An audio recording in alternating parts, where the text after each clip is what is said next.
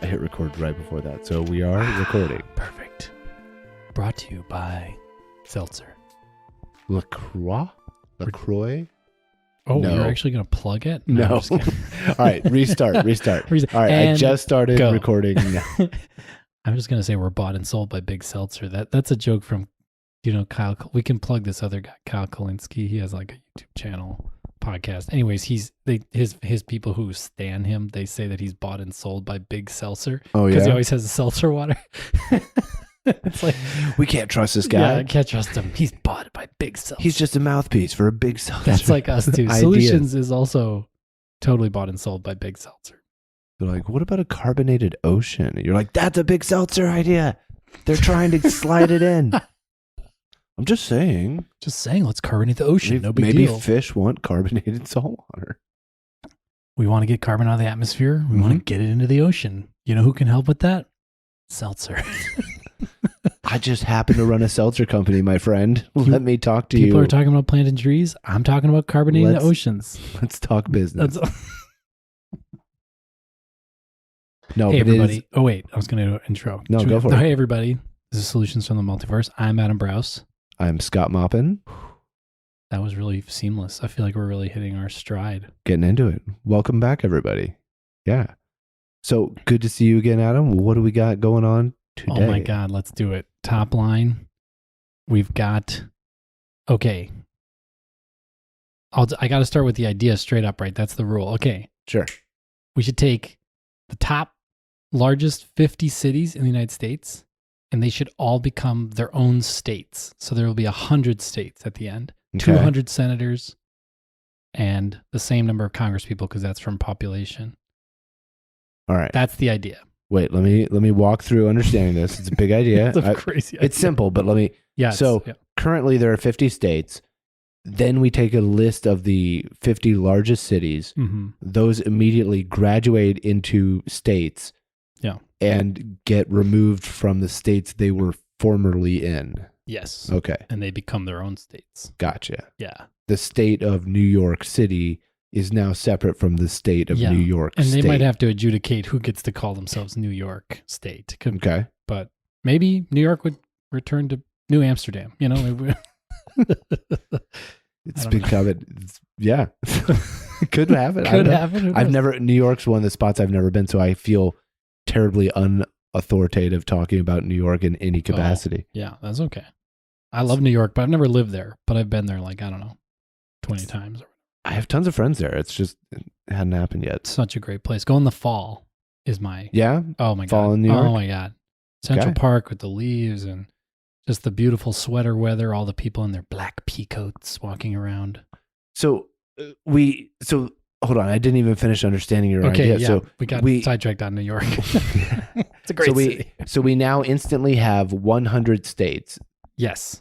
We're going to have to change the flag. Okay. That's fine. That's No, fine. that's We'll have to change that anyway. Yeah. Just Puerto Rico's more gonna flags come. everywhere. Yeah. Or more stars. Yeah.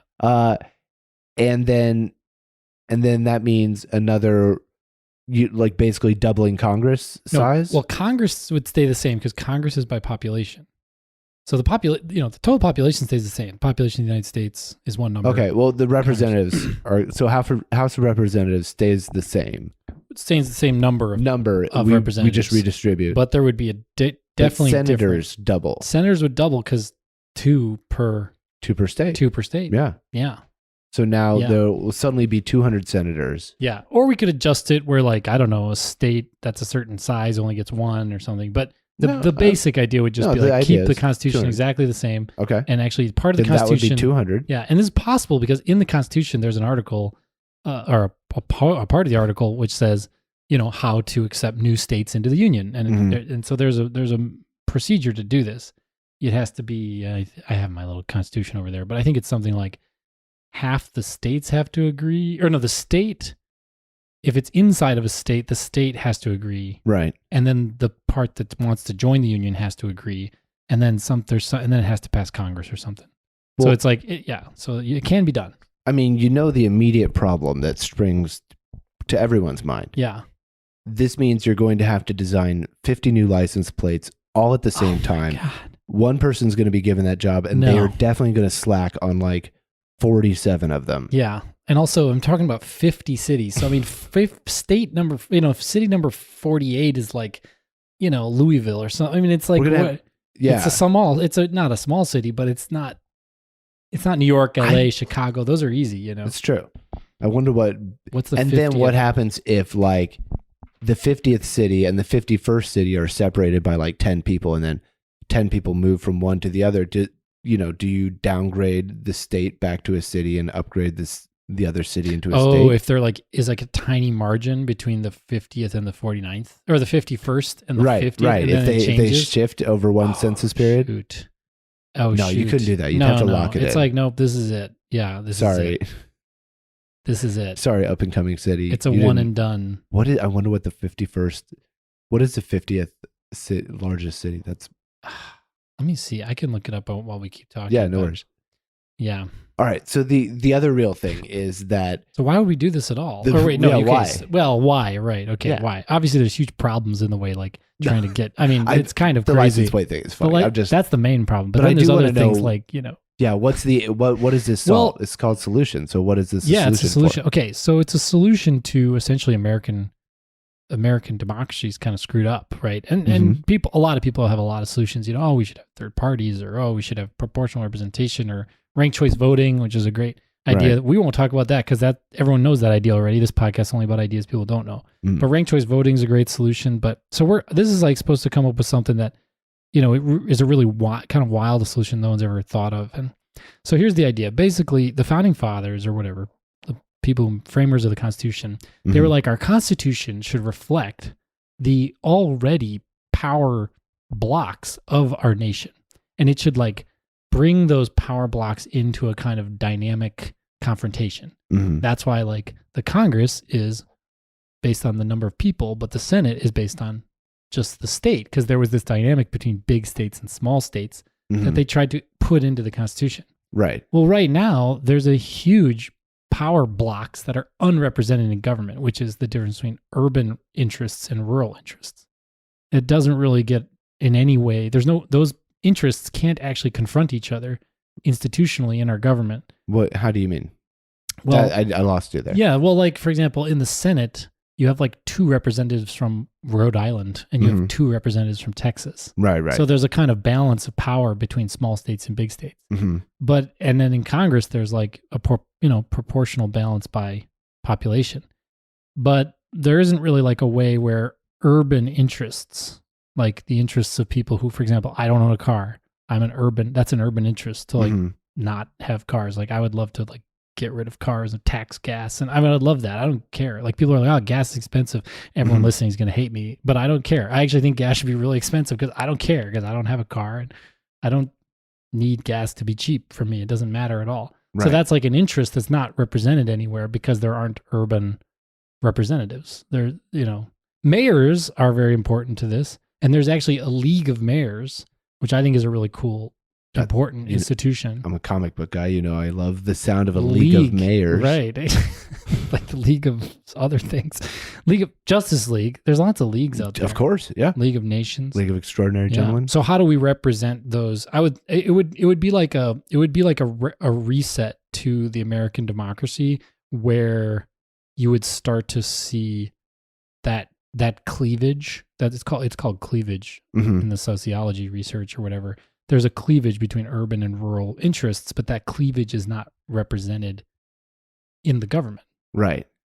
So like right now you've got a senator from Texas who has to cover the urban interests and the rural interests that Texas has both of. Exactly. This would basically split them up. So you'd basically get city senators and country senators. And they would show up and be like, we want more They would show up and agree on nothing. Yeah. Well, they would disagree, but but the whole point of the federal, like the Constitution, is not so everything gets agreed upon. It's so that there's correct good representation. Debate. Right, good debate.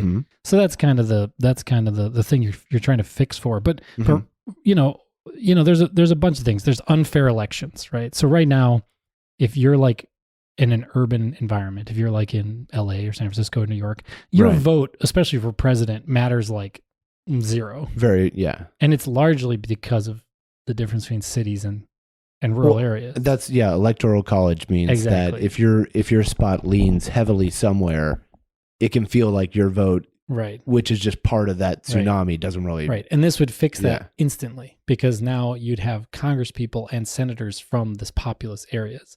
So like the city of New York would have like 15 electoral Congress people. And the urban centers themselves, just those 50 urban cities, would have like 75% of the electoral Congress would come from them.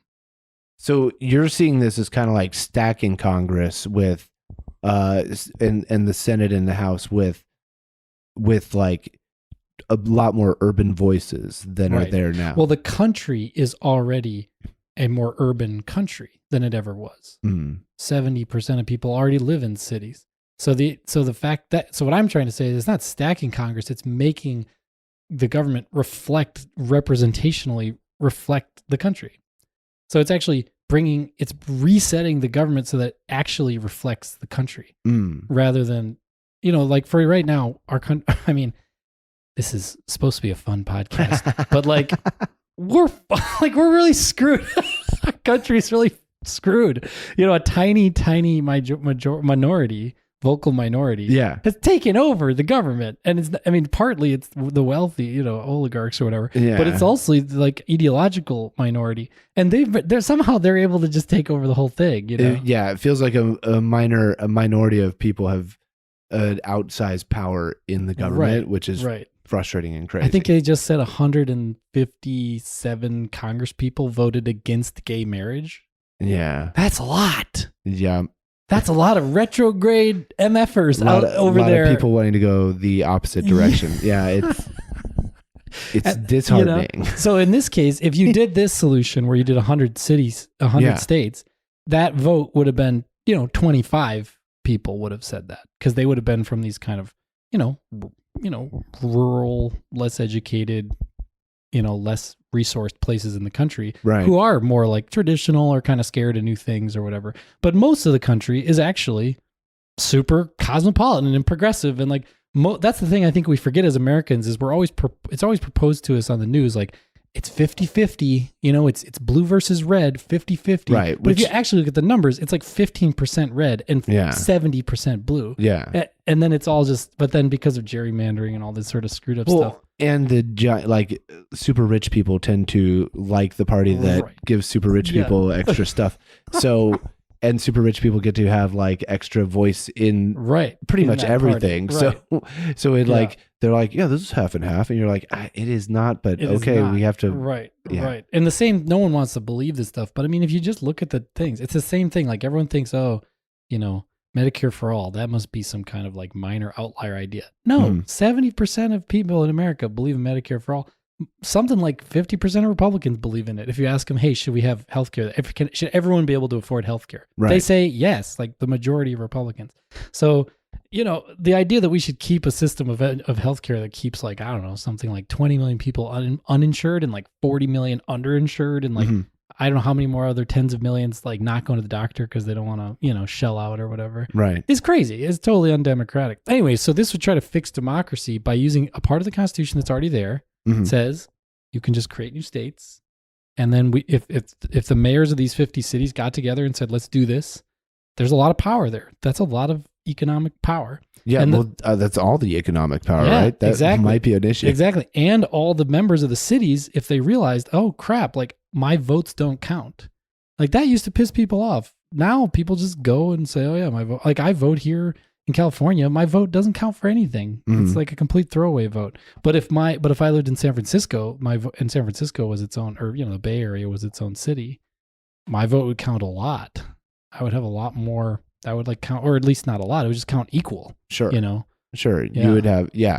It would be weighted way different for sure. Yeah, or just equally. I mean, it would just be a more equitable representation of compared to like Wyoming or something. So it would fix elections. It would also fix taxation. There's unfair taxation because right now cities produce all the economic value basically of the country. Yeah, I was going to say, how does it fix taxation?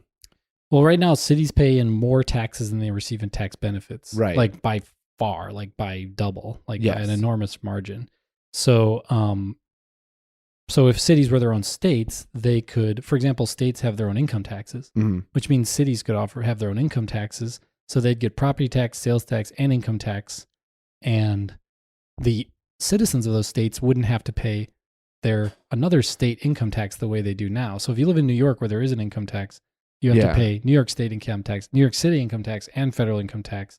People don't like it, obviously. Of course. But if you lived in the Bay Area, and Bay Area was its own state, or city, or San Francisco was its own state, then we, basically you'd be paying the taxes, and then the taxes go right into the transportation outside your city, or outside your door, or it'd go straight into the police station right there, or the school right there. Like all of your tax dollars would just go right into your neighborhood and your city because it's levied by the city state. Yeah, right now the cities are economic centers that kind of subsidize, radiate out different economic benefits. Right, they build all the highways in the city or the state, and they build all the they pay for all various kinds of subsidies out to the rural areas. They pay a lot into their own coffers too, but yeah.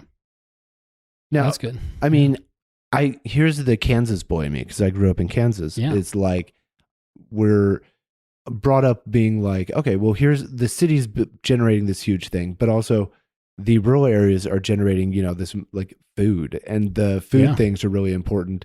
Yeah, and so it's kind of like share back and forth. This way, the city can generate commerce, and the other areas can generate, like food and things you need to live on. Yeah, sure. And it keeps the goods from costing a lot. Totally. But I also know there's a lot of government subsidies in farming right now that makes the prices what they are. I'm not well versed enough to know what does what, but me neither.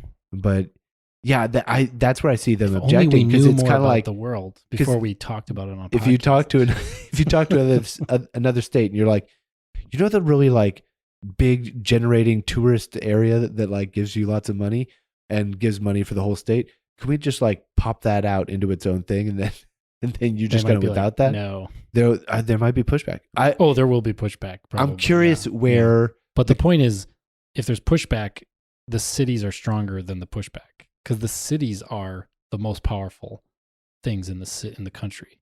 Is that true? They have the most money and the most people.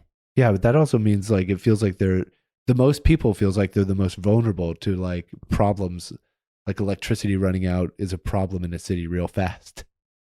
Ooh. I don't know. Yeah, but no, I mean, it's not like people are cutting the. Yeah, Jesus. Whoa, you got dark there. The guerrilla war started immediately. Yeah, I think it can be beneficial. No, so here's the thing. Rural people, I grew up in Wisconsin. Mm-hmm. You grew up in Kansas. So neither of us are like coastal elites here, although we live on the coast now. But we know what the country is made out of. Like we're normal people, put our pants on one leg at a time. Here's my perspective. People in the rural areas they recognize this already. Yeah. It's actually urbanites who pretend that we're all kind of the same, that we're all kind of Americans, or we're all kind of the same.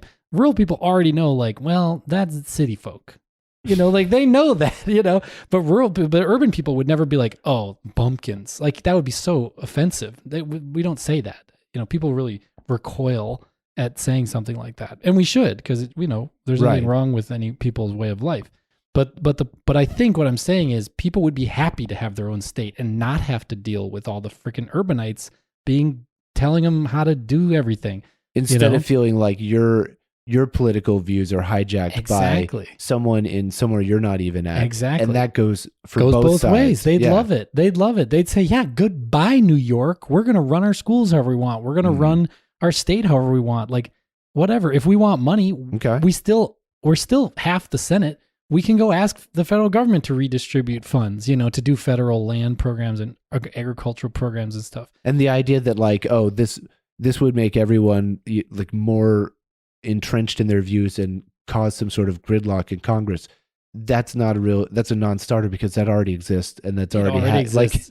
Actually, this would actually eliminate the gridlock, because 70% of Congress would be urbanites who all have roughly the same opinions. There would be a quick shift. Yes, there would be a quick shift to actual progress being made, because the 90% of people who believe in universal childcare, the 85% of people who believe in paternity leave, the 75% of people who believe in a woman's right to choose, all of these things are wildly democratically supported by the majority, but they aren't represented because of this vocal minority, which is primarily a rural phenomenon that's coming from Wyoming and Alabama and Kentucky and these rural states, that are places that have the same number of senators as California. Exactly. And you're like, but for some reason, Mitch McConnell gets to decide things, even though he's from, Kentucky is what size of complicated government rules. Yeah. I mean, I'm not against made up hundreds of years ago. Yeah. So. And I'm not saying, take the Constitution, shred it. I love the Constitution. I mean, I walked around for 10 years with the Constitution in my side, seriously, in my breast pocket. Really? Oh, I'm a huge constitutionalist. Okay. This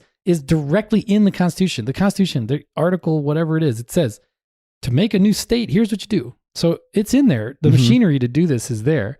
It would just take the political will of urbanites to say, hey, we don't like taxation without representation. Right. This is old school shit. Yeah. We don't like taxation without representation. We don't like not being represented. We don't like our vote not counting for the presidency and for other things.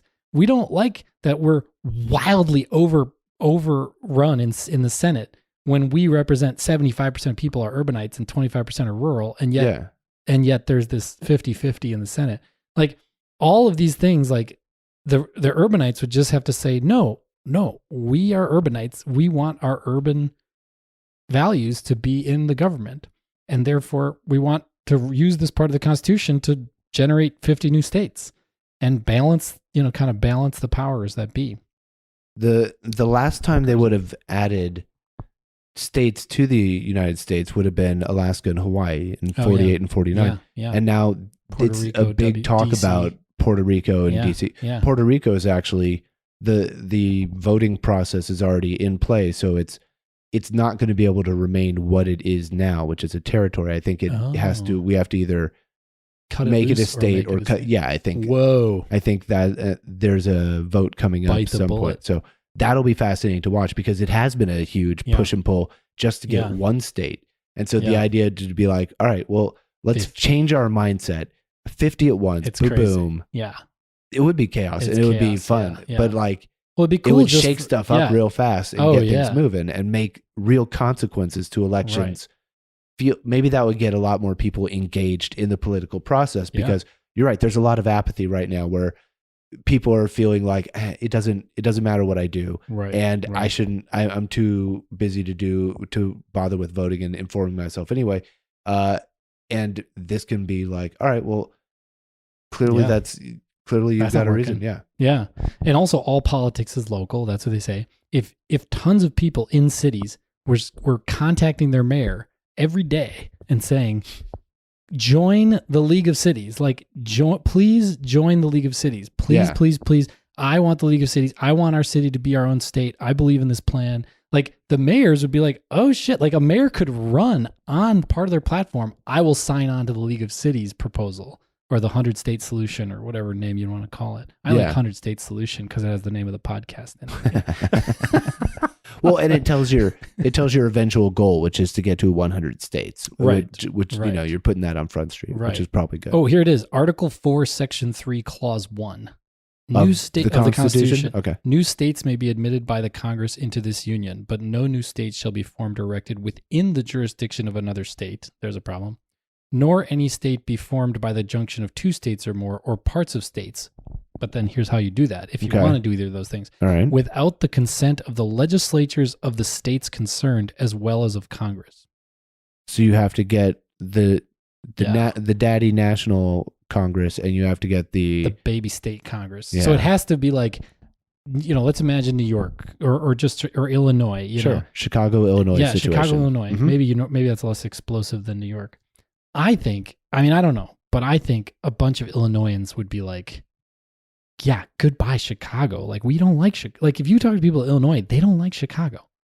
They're not like, yeah, I'm really happy Chicago's this 900-pound gorilla that gets to decide everything about Illinois. You'd have to explain that they don't get to physically remove Chicago from the map. It stays where it's at. There's just an imaginary line now. Yeah. Because now the rest of Illinois could be like, they could do anything. States' rights. They could change their gun laws. They could change everything. Sure, maybe it's bad for them or something. Or if you're some kind of paternalistic person who wants to sort of legislate for other people. But if you believe in autonomy, they can make their they can live however they want. Yeah. You know, so I think it wouldn't just be like, oh, no, you're trying to, you know, don't leave Chicago. We want you to stay in Illinois, you know? I mean, it would definitely be interesting. And I feel like the 50 number is somewhat arbitrary anyway.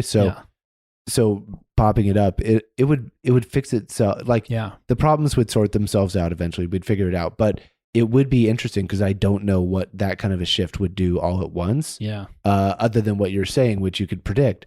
But that would be wild. Unpredictable things are there. Yeah.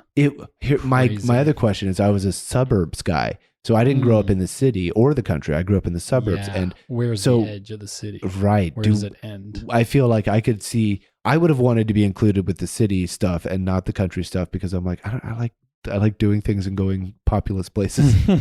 but I feel like I would be shut out. Yeah, probably the bounds of the city would have to be, and then that's what it would be. It would be the bounds of the city, and then suburbs would become the new crown jewel of the. Oh, that sounds so terrible. Suburbs would become the new crown jewel of the like rural areas. They would be the new economic generators with the city gone. I think the suburb, the suburb slides into that outside place. of the suburb. I think the city would be a pretty big conurbation region around the center of the city. Okay. So like, I bet if Chicago split off from Illinois, it would go all the way out into like Chicagoland, pretty far. Like maybe not as far as like Naperville, but pretty far, and then pretty far to the south too. I think it'd be a pretty large. Cast a huge net, it'd catch be like the whole thing. The size of Rhode Island, basically. Right. You know, with Chicago on the, you know. You wouldn't drop like, New York is now the state of Manhattan, the state of Long Island. Right. Even, and the Bay Area actually is a huge question mark because it's actually not that populated. It's a very sparsely populated city. So if you wanted to get it to be like in this list, I found a list of like a census list, but if you want to include, like, San Francisco is only 750,000 people. It's like basically a small city. Yeah. It's just, there's so little space that it feels like a city. Or even maybe just because there's visitors every day, this population doubles during the day. Really? At least pre-COVID it did. Yeah. For tourism? Wow. And just Oakland and people from the South Bay coming up to the city, and just the traffic jam coming up into the city every day. Oh, yeah. Yeah. So it's like the city swells and shrinks every day. So the Bay Area would be screwed because, like, is San Mateo want to join San Francisco, the state? Like, do you get the whole Bay to be a state? I really don't see that. You have to happening. Get back to feudal times really where now, don't like, see that happening. The mayors of each cities are acting like lords of their division. If we gather our resources, now we've created a new feudal state. Yeah. I don't know what happened with the Bay. Chicago would be easier. Like, I think a lot of Chicagoans would be like, this is great. You know, a lot of the 50 cities cut and dry as far as very like, cut and dry. Whether or not, Dallas, they'd be like, great, we're messy. Dallas, we're our own state. Boom. Sure. You know, Houston, it's its own, you know, it's its own little thing in the desert. You know. Yeah. So wait, the lowest city on my list here is Cleveland, and it says Elira, Ohio metro area, 2 million people. That's the smallest one. And does that give you a number, Cleveland. like number of what place on this? That'd be the 50th. That's it, and that's 2 million. Yeah, the top one's New York is 20 million. San Francisco is not even close to that 50. It's not even close to 2 million. But if San Francisco, Oakland put together would be like 1 point something. Yeah, you have to get. Oh, here we go. So if they say San Francisco, Oakland, Berkeley is 4.8 million. Yeah, but other places would say, well, we could join a bunch of different cities too. Yeah. Well, you'd have to make some argument. Those are very close together. Yeah. They're all smushed. So there's the list is pretty good though. I mean, it's everything you'd think, you know, Detroit, Seattle, Denver, St. Louis, Baltimore. And then the lowest one is Cleveland, Indianapolis, Columbus, Kansas City, Philadelphia. Newark would be its own state. 2.1 million. All right. Cincinnati. Maybe Newark would want to just combine with New York. Oh, Newark's New Jersey, right? Yeah. Yeah, they probably wouldn't. They probably just... They wouldn't want probably to. Like, we're good. No, they probably would want to. You think? Well, I don't know. I'll leave it up to them. It's I'll trust you. Sovereignty. I've never been to either spot. They can decide. They're mayors. I just thought everybody was like at each other's throats. Fort Worth would be its good own. Old butter battle book. Here's situation. a weird one. Maine, Cambridge, Newton, Framingham, Maine. I don't even know what those places are. All that together is 2.5 million. Could be its own city, its own state. New Brunswick, Lakewood, New Jersey would be its own potentially. Of course. I don't know. These are just by State population. of New Brunswick. Yeah, welcome to the state of New Brunswick. We're going to need a lot more sports teams. That's for sure. Oh, yeah. Or sports teams are going to have to switch, and then I guess you're not going to generate new sports. Most sports teams are already just urban. That is They're true. just cities. We're going to have to change. They're not rural. Yeah. Naming rights are going to be a big thing. Like who gets what names. But we can sort all that out. People love to fight over regional names. pride will help this go along. Oh, I'm sure regional pride won't cause any problems. No, it'll in help this plan. a lot. It'll help a lot because Chicagoans will be like, yes, screw Illinois. We're Chicago. The Bears, go Bears. They identify with being Chicagoan more than they identify with being Illinoisan, right. Don't they? I think so. That probably is true. I think when you're from a big city, that's where you're from. Yeah, you say that. So I think that would help a lot. There's another weird thing that this would do. Major cities all over the world already do this. Paris is its own state of France. Yes. Berlin is its own state in Germany. Madrid is its own state in Spain. Yeah, in Japan, Tokyo is its own. It's not a prefecture, but it's like a prefecture level, something similar. Yeah, so I mean, we already have. You can look anywhere, and this model is already done. The other thing is county government. Like cities don't just have to fight with the state government; they have to fight with county governments. Can you imagine how demeaning it is to be the mayor of like a 2 million person city and have to fight with like some county official who like has some jurisdictional claim? That is a good point. It's like, oh God. But if it was if cities were their own states, the mayor would be like the governor. There'd be no counties because it's one area geographically. And then you wouldn't need any sheriffs, you wouldn't need any counties. All that would just be burnt off. You wouldn't, you would just have your city council would be the legislature, the governor would be the mayor, and you'd lose all these layers of government would just go away. It'd be so much more efficient. It would just be just in itself. Yeah, the taxes would all just come into the city, and then the city government would be like, let's make the city amazing. Like they would just use all the money for whatever. And then the city officials would have no corruption and would use the money perfectly. None at all. It would be a utopia. It really would be. I mean, utopia. I do think there would still be other battles to fight.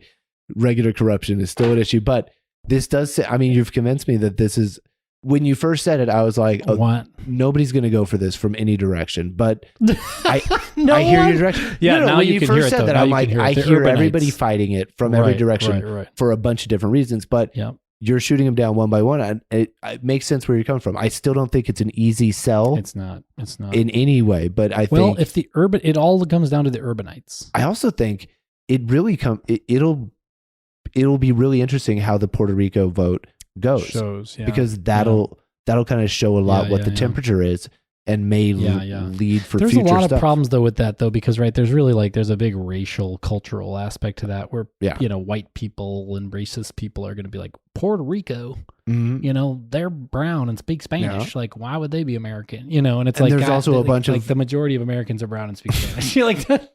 Let's just be honest. I speak Spanish, not brown, but I speak Spanish too. Like everyone, Well, I love that it's a vote and it's not us being like, and now you are this, because that's been the problem the whole time. So they get to vote. I think so. But don't we have to vote? I'm super. I think Congress and Senate has to vote for it, and they're not going to do it. I think there's a vote there's a popular vote in Puerto Rico that kicks off stuff and into which direction, but I think it does have to be.